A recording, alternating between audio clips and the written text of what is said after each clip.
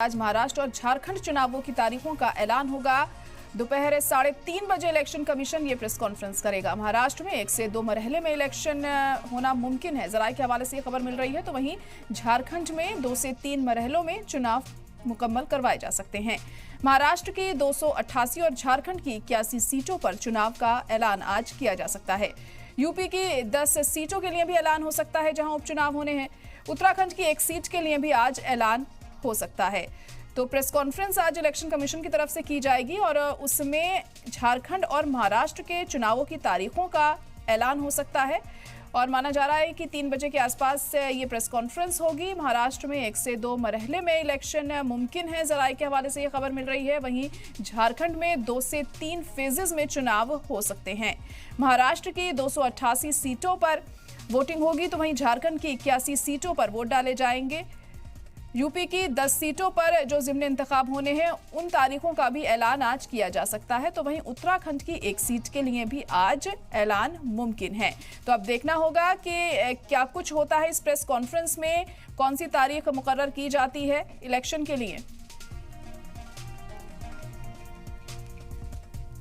और इस वक्त हमारी नुमाइंदा अंजलि दिल्ली से जुड़ चुकी हैं। अंजलि, तो ये प्रेस कॉन्फ्रेंस कब तक होगी, क्या जानकारी मिल पा रही है इस बारे में? देखिए, दोपहर 3:30 बजे ये प्रेस कॉन्फ्रेंस रखी गई है। दिल्ली के विज्ञान भवन में प्रेस कॉन्फ्रेंस आयोजित की जाएगी चुनाव आयोग की। और खासकर बात करें महाराष्ट्र झारखंड की, तो वहां पर चुनावों की तारीख जो है उसका ऐलान कर दिया जाएगा। 288 सीटें महाराष्ट्र विधानसभा में है, वहीं 81 सीटें झारखंड की हैं।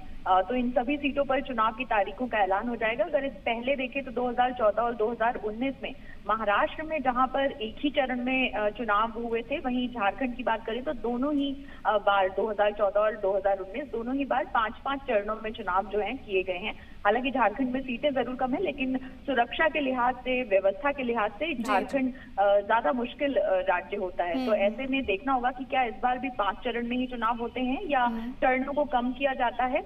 और साथ ही साथ महाराष्ट्र की भी सभी सीटों पर चुनाव की तारीखों का ऐलान हो जाएगा। इसके अलावा जिन राज्यों में, जैसे कि उत्तर प्रदेश और उत्तराखंड आपने बताया, यहाँ पर उपचुनाव होने हैं जिन सीटों पर, उन पर भी संभावित है कि आज तारीखें जो है वो बता दी जाएंगी।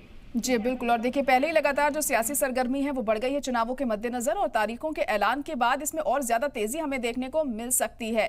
और जैसे कि आप कह रही हैं कि कितने फेजेस में ये चुनाव होंगे पहले के मुकाबले, इस बार जो हालात बने हुए हैं उसे देखते हुए क्या लगता है आपको कि कितने फेजेस हो सकते हैं, महाराष्ट्र की बात करें या झारखंड की? तो देखिए, महाराष्ट्र में सीटें ज्यादा हैं, लेकिन इसके बावजूद वहां पर प्रबंध करना जो है वो थोड़ा तुलनात्मक रूप से वो थोड़ा आसान होता है अगर झारखंड से तुलना करें। हालांकि चुनाव आयोग की टीम जो है वो एक बकायदा प्रोसेस के तहत जाती है, तो वहां पर भी दौरा किया गया चुनाव आयोग की टीम की तरफ से महाराष्ट्र और झारखंड दोनों ही जगहों में।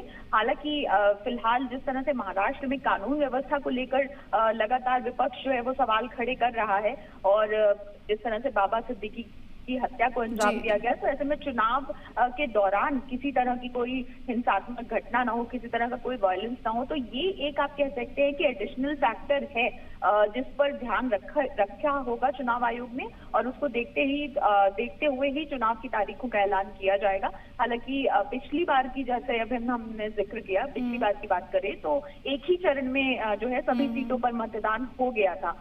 तो महाराष्ट्र में हो सकता है कि वही चीज रिपीट की जाए, लेकिन जाहिर सी बात है कि वहां पर सुरक्षा व्यवस्था और तमाम इंतजामात को भी ध्यान में रखना होगा। वहीं